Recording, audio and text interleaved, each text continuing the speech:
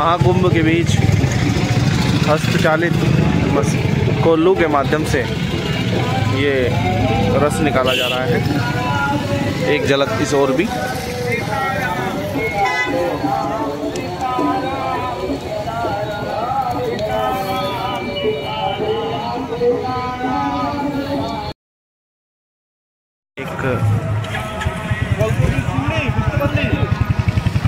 इस प्रकार से एक छोटी सी झलक आपको कुंभ नगरी की हम दिखा रहे हैं।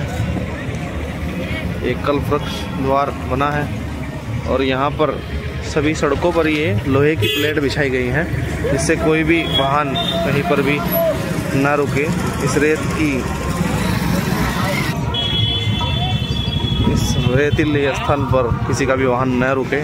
और साफ़ सफाई की व्यवस्था आप चारों तरफ देख सकते हैं, बहुत ही सुंदर। इधर भी एक झांकी द्वार बनाया गया है। में स्वामी अवधेशानंद गिरी जी का आश्रम बना हुआ।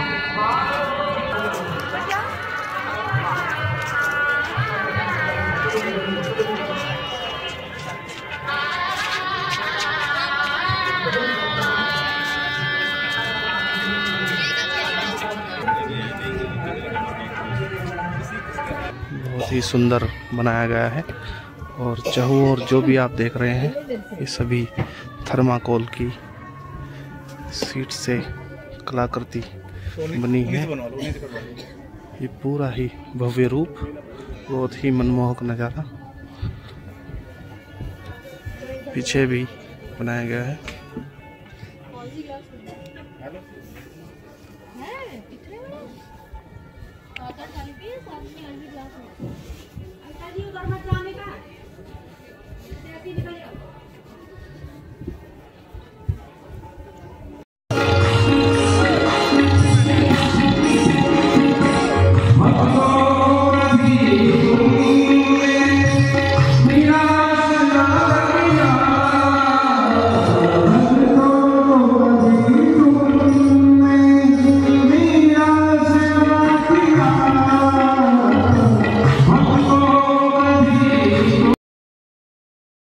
आज हम महाकुंभ में आपको दिखा रहे हैं ये एक ऐसा डेरा, एक ऐसा स्थान जहां पर भारत के शहीदों की फ़ोटो लगाई गई है। और अंदर इस पंडाल के अंदर आपको दिखाई दे रहे होंगे ये चारों तरफ ये ज्वेदियाँ बनी हुई हैं और यहाँ की ध्वज पताका भी राष्ट्रीय ध्वज है। और इधर भी एक सुंदर कुटी बनाई जा रही है।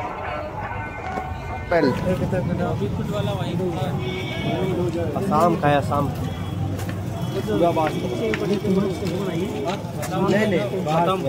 आसाम से आसाम से मंगाते हैं। आसाम से मंगाते हैं। 2 पीस बस अच्छा है, बस 2 पीस बस।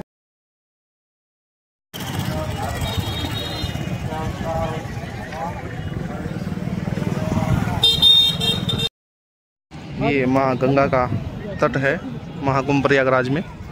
और यहाँ पर इस प्रकार से अलग अलग जगह कुछ पुल बनाए गए हैं, आप देख सकते हैं। हम भी एक पुल पर ही खड़े हैं और इस ओर भी बहुत ही सुंदर नज़ारा है प्रयाग नगरी का, कुंभ नगरी का। और यहाँ पर श्रद्धालु स्नान कर रहे हैं। सुरक्षाकर्मी भी सामने ही डटे हैं अपनी जिम्मेदारी पर। और ये पूरा कुंभ नगरी चारों ओर आपको दिखाई दे रही होगी।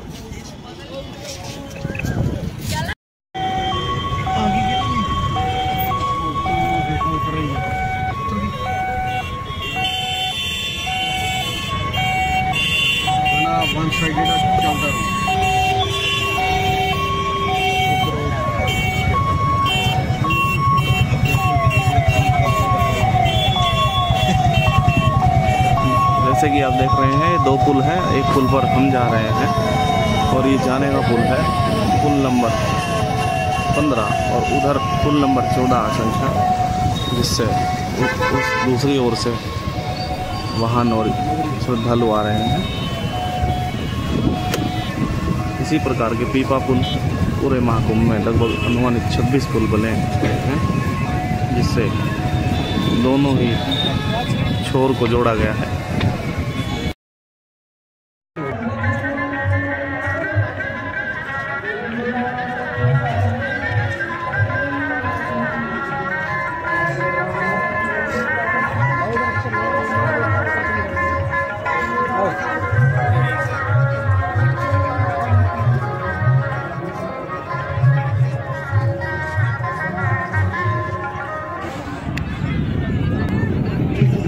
साथियों, ये संगम तट है और यहाँ पर श्रद्धालु स्नान कर रहे हैं। थोड़ा कोहरा होने के कारण हम आपको दूर तक का दिखाने में थोड़ा असमर्थ है। और इधर सुरक्षाकर्मी भी एनडीआरएफ की टीम बैठी है, किसी भी विपरीत परिस्थिति में सहयोग के लिए सदैव तत्पर है। और उस पार से भी कुछ आवाज़ें आपको सुनाई दे रही होंगी, लेकिन देख पाना संभव नहीं।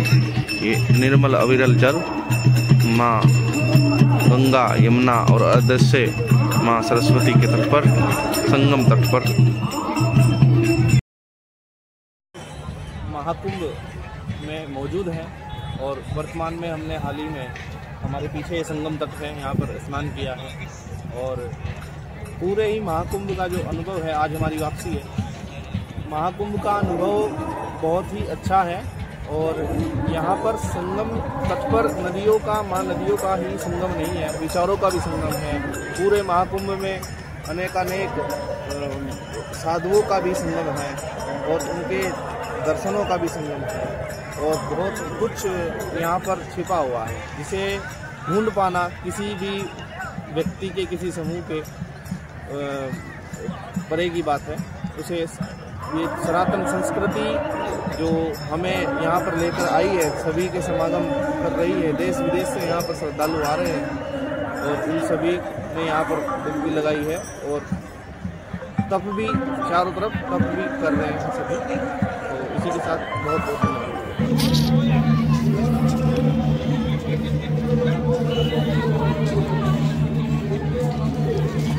महाकुंभ में संगम तट पर स्नान करते श्रद्धालुओं की भारी भीड़ आप देख सकते हैं किस प्रकार से है। और हम अभी खड़े हैं पीपा पुल पर।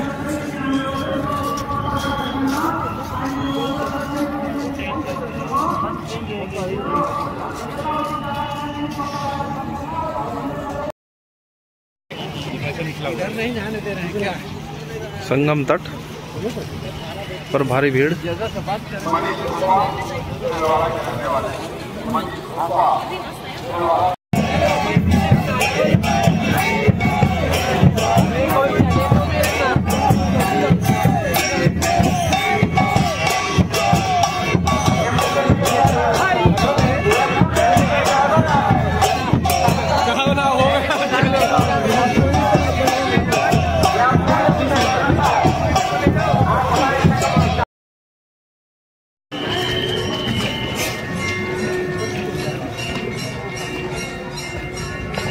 अद्भुत, बहुत ही सुंदर दृश्य देख सकते हैं आप। ये घंटियाँ किस प्रकार ऊपर नीचे हो रही है। ये गजानन का विराट रूप। और इधर और धर्म का शाश्वत संघर्ष भी आरंभ हो गया। ये कथा भी ऐसे ही एक संघर्ष की है, जिसने एक मूल धर्म परंपरा को जन्म दिया। एक दिवस पृथ्वी पर विचरण करते समय महर्षि दुर्वासा को एक दिव्य पुष्पमाला प्राप्त हुई। सुवासित माला को देव योग्य जान वे उसे स्वर्गाधिपति इंद्र के पास ले गए। हे सुपति, ये दुर्लभ माला मैं आपको भेंट करता हूँ, इसे मेरा आशीर्वाद समझकर सहेज कर रखें। परंतु इंद्र महर्षि के आशीष का मान न कर सके और अहंकार के प्रमाद में उन्होंने वो माला ऐरावत के मस्तक पर रख दी। पुष्पगंध से असर ऐरावत में माला धरती पर तभी इंद्र ऐसा घोर अपमान, जिस धन ऐश्वर्य पर तुम इतना इतराते हो, मैं वही तुमसे छीनूंगा। मैं इसी क्षण तुम्हें और तुम्हारे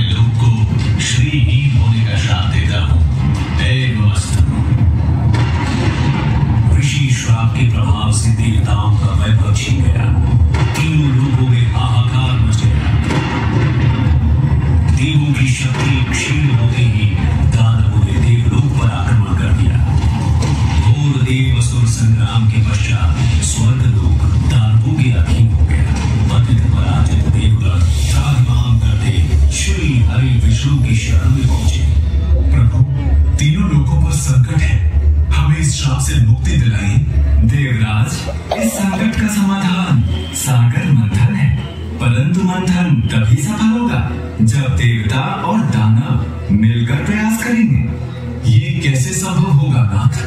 सृष्टि के कल्याण हेतु इन दो परस्पर शक्तियों को साथ आना ही होगा।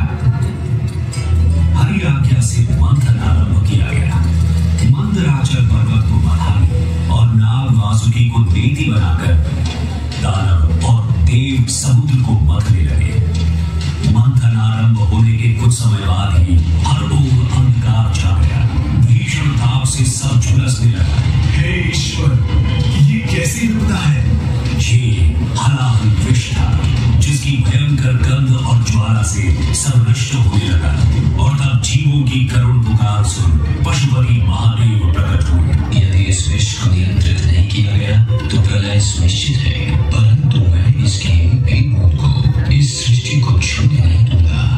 महादेव ने विष को अपने कंठ में धारण कर लिया। इस कारण उनका कंठ नीला हो गया और वे नीलकंठ कहलाए। महादेव की कृपा से हलाहल विष की ज्वाला शांत हो गई और तीनों लोगों में संतुलन स्थापित हुआ। मंथन पुनः आरंभ हुआ और एक के बाद एक अमूल्य निधियां प्राप्त होने लगी। अंततः अमृत घट लिए धन्वंतरी प्रकट हुए। अधीर हो इंद्र ने धन्वंतरी से कुंभ छीन लिया, परंतु दानव ये कैसे होने लगे? देवों और दानवों में अमृत पाने के लिए छीना झपटी शुरू हो गई। इस तरह का अंत करने के लिए श्री हरि को मोहिनी रूप ले अवतरित होना पड़ा और उन्होंने बड़ी चतुराई से सारा अमृत देवताओं को पिला उन्हें अमर कर दिया। समर्थ हो देवों ने स्वर्ग पर धर्म का राज पुनः स्थापित किया। परंतु इस सारे प्रकरण में एक विशेष बात और हुई। छीना झपटी में अमृत की 4 बूंदे स्वर्गलोक, पाताललोक और पृथ्वी पर आ गई। पृथ्वी पर ये बूंदे प्रयाग, हरिद्वार, उज्जैन और नासिक में गिरी। अमृत से पवित्र हुई धरा तीर्थ बन गई। यही कारण है कि इन स्थानों पर हर 12 वर्षों में कुंभ मेले का आयोजन होता है। समय की अनंत धारा में ये परंपरा अनादिकाल से चली आ रही है। महाकुंभ मेला 2025 में आपका स्वागत है। आइए इस अद्वितीय आध्यात्मिक अनुभव का भाग बने।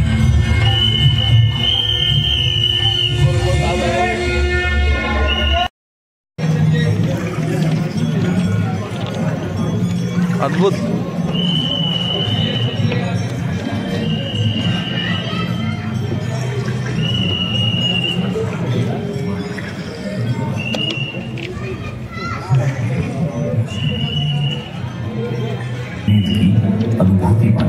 बहुत ही सुंदर अद्भुत अनुभव ब्रह्मांड से जोड़ने के लिए आते हैं। अपने अंतर और बाह्य के ब्रह्मांड का अनुभव कीजिए। चहु और ज्ञान का भंडार और सभी चक्रों को यहाँ पर समझाया गया है। और साक्षी बनिए कुंभ पर्व के दिव्य संयोग का।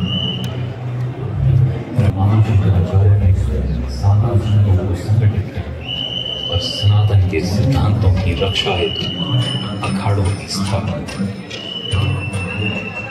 अखाड़े केवल साधना के केंद्र नहीं है, वे परंपरा की रक्षा। सभी अखाड़ों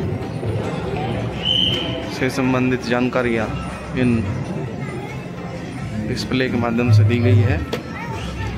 और इधर बहुत ही सुंदर डिजिटल पुस्तकें दिखाई गई हैं। और यहाँ पर भी कुंभ का कुछ वीडियो चलाया गया है। इधर ये आप देख सकते हैं कितना सुंदर बनाया है।